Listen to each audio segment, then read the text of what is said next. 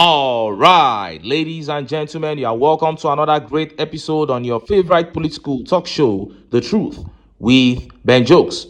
Tinubu government focused on 2027 election while Nigerians die daily.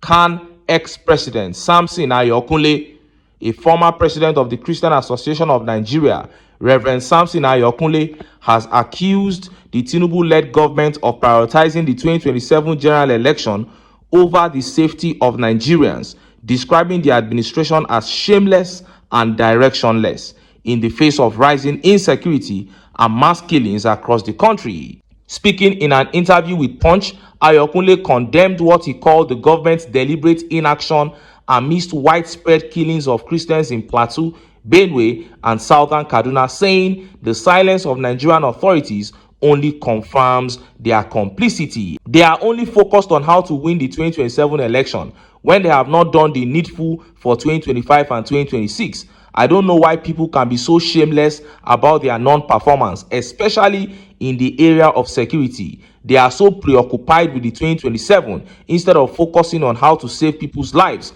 the former CAN leader said. Anybody who is not speaking up at this point is as evil as can be. Anybody who is still trying to romance this issue. I think this man now came out to speak up so that he can wash his own hands. We can criticize him for being silent for so many years, but at least he has been able to come out now and say, this is what is happening. I'm a Yoruba man, but we have to keep tribalism aside now. You people are despicable, allowing human beings to die while you concentrate on 2027. But can I tell you something? It is only going to get worse under the APC. Now, let us look at the top stories. First is that one coming out of Kano State, a heavy protest by some Muslims that has gone a long way to prove Donald Trump right. And next is that very big story coming from bandits and terrorists in Katsina State. For the very first time, these bandits and terrorists have come out to openly indict Tinubu and the entire APC. They said openly during a meeting that it is the federal government of Nigeria that told them to go into banditry and all forms of terrorism.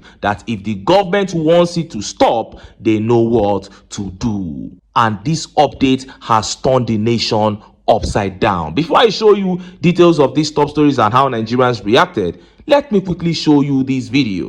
Benue State remains one of the most hit in the several years of killings and destruction of properties in Nigeria. And the state's Archbishop of the Catholic Diocese is one of those who has told officials of the United States about the attacks of its people. Today, the highest traditional stool in Benue State, the Tortif, Professor James Ayatse, has laid his voice to the country of particular concern declared by the United States on Nigeria. The government of the Federal Republic of Nigeria should cooperate with the United States to see that this problem is put behind us. That is my advice. How it is done, I don't know the details. But they can cooperate with the government of the United States. And if the United States is prepared to help us, then they should cooperate with them to help us. So as the top chief said, I think the best thing is government collaborate. It's not like a hostile move. I don't see it from the perspective of hostile move or a takeover of our country. No, I see it in terms of being able to collaborate with the international community or whoever is able to support us with equipment, support our soldiers in their war against bandits. I think that is where we are. To stop the massacre that's happening in our country, to stop the bloodshed happening, nobody is happy about that. Nigeria is a country of strategic interest to the Americans.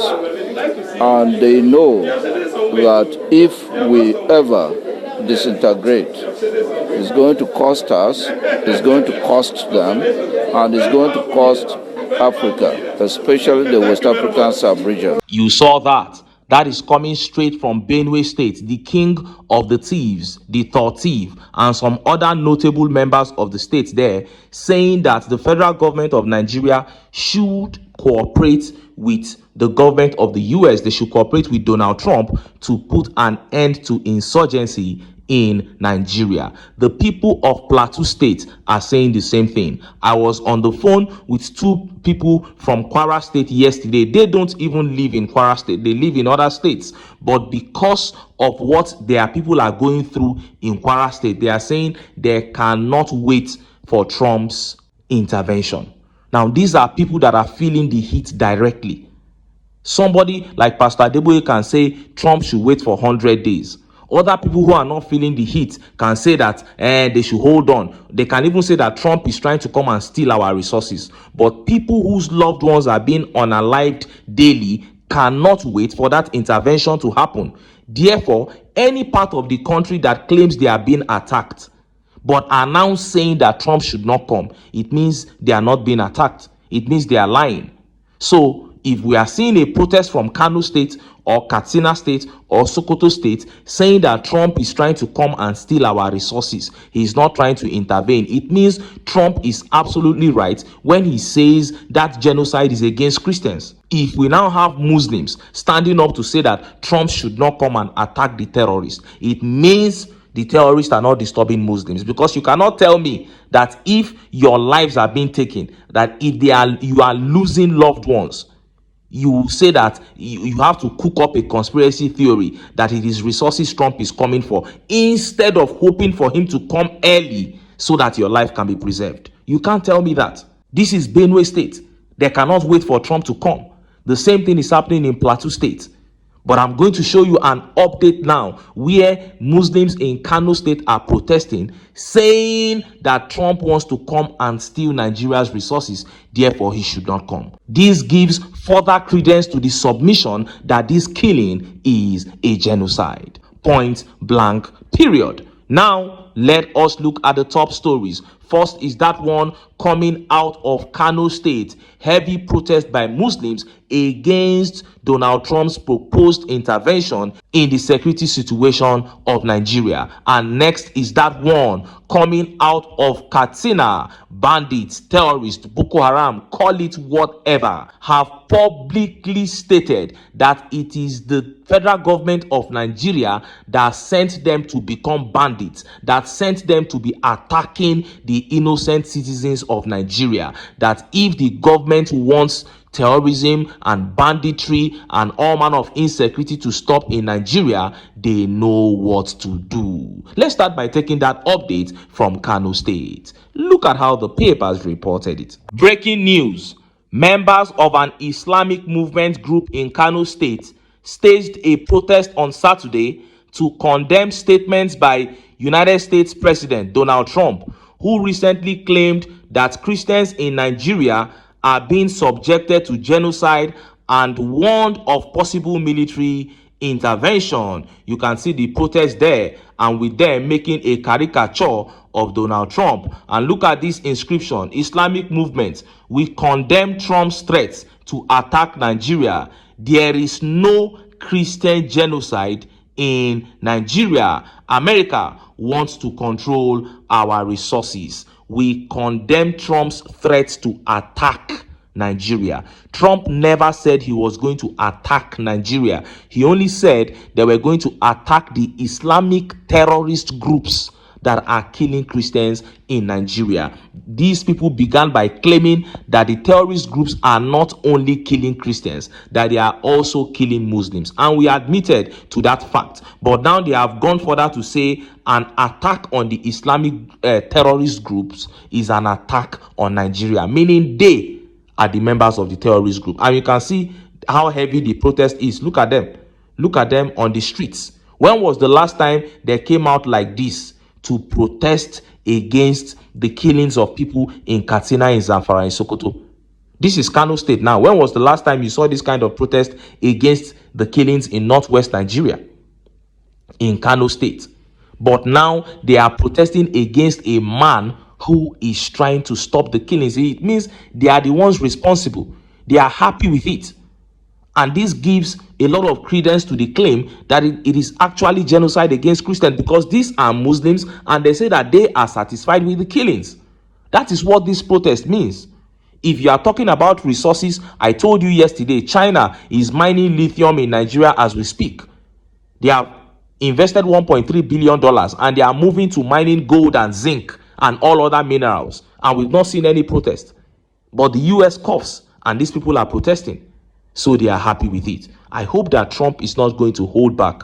Let him push forward with this idea of coming in to destroy these people, so that hundreds and thousands of Nigerians that are being unalived recklessly can have their peace. And just as Nigerians were yet reacting to this, that update from terrorists in Katsina state began making the rounds. Look at how the papers reported it. Nigerian government turned us to terrorists, Bandit says during fresh peace deal in Katsina.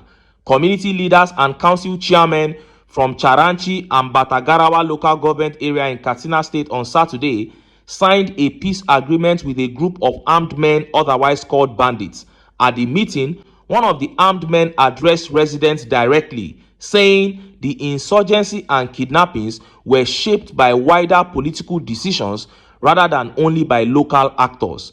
It was the government that wanted us to engage in banditry, but now it has called us and told us to stop. Therefore, by God's grace, we have stopped from today, said one of the bandits during the peace meeting between Batagarawa and Charanchi held on Saturday. If the government wants all this insecurity to end, they have the power to end it, but they don't want it to end. For the past 2 months, we have been trying to initiate a peace talk, but we are unable to because they didn't know where we were hiding. But when they finally decided to meet us, they were able to find and talk to us today. Peaceful coexistence and the end of insecurity depend on the Nigerian leaders. If they want us to keep striking and attacking, we will. But if they want peace, we will also make it happen. We don't have the power or wisdom to bring peace to the country except through the Nigerian government, because everything is under their control. Despite people saying that we are attacking, it is the government that made us to do it. If they don't want us to attack or kidnap people, they can stop it. However, today, they are the ones who called us, and by God's grace, we have stopped from today. You oppressed citizens, if you want to cry, don't cry with us, the terrorists, but cry with your government, for they are the ones who made us to do what we have been doing. The terrorists said. Wow, this is no longer Ben Jokes speculated. This is no longer Ben Jokes said. This is no longer Ben Jokes insinuated. This is no longer Peter Obi said, and Peter Obi is demarketing Nigeria. No, these are the terrorists by the confessions of their own mouths. They said it is the government that told them to go and carry out terrorist activities. And if the government wants to stop it, they know what to do. They said today we have stopped. They said there is a peace deal and they have told us to stop. What they mean is that if you see us again tomorrow, it means the government has told us to resume. There is no better way that they can put it. But sometimes when they hit you with the hard truth like this, you will begin to give it another meaning. You will be trying to give it another coloration, saying they went into banditry because there is bad governance. That's not what they are saying. They are not saying it is the corruption of government that annoyed them and they took up arms. That is not what they are saying. They are telling you here that they got direct instruction from government to become bandits.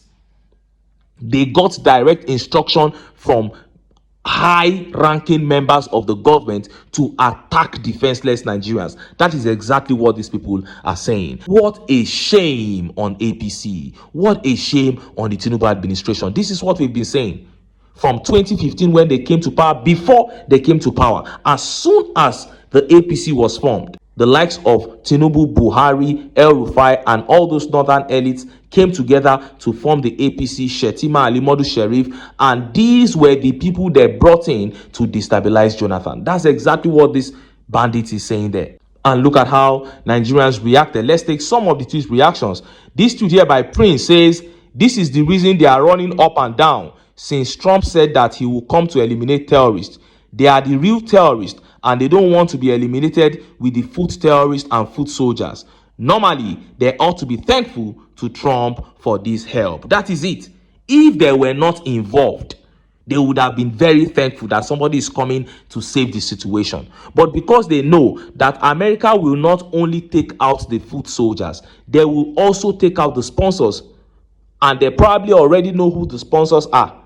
Because America knows how to take things down from the roots. They know that if you don't take the roots down, the tree will sprout again. And because they are the sponsors, they are running helter-skelter. Anybody who is not comfortable with this statement that Trump made is most likely complicit. And Olufisayo here says, how? Maybe Buhari and other northern politicians like El Rufai did. We deserve an explanation. No, Fisayo. There is no if you don't understand it, then you don't want to understand it. What other explanation are you looking for?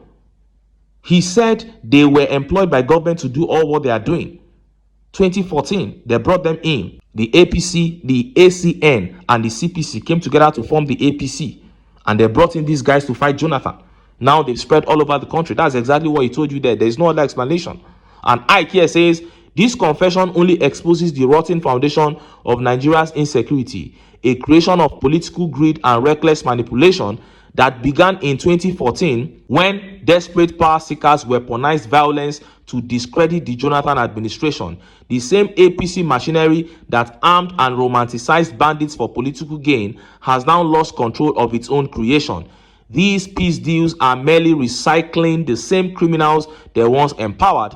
Until Nigeria confronts the political origins of this madness and holds those who birthed and sponsored it accountable, we will keep negotiating with monsters and calling it governance. And the only way to get them out, the only way to kill them from the source, is to get the APC out of power. There's no other way. If Nigerians don't do that, we will only continue to complain and run from pillar to post. We will never find a solution. Get the APC out and put an end to insecurity in Nigeria. Point blank. Period. Anyway, make I leave am here. Make I still enter town. Make I go get some ogbonge political news. Will not go like. Why? Because now because of now I dey here. So don't go away. Don't go away.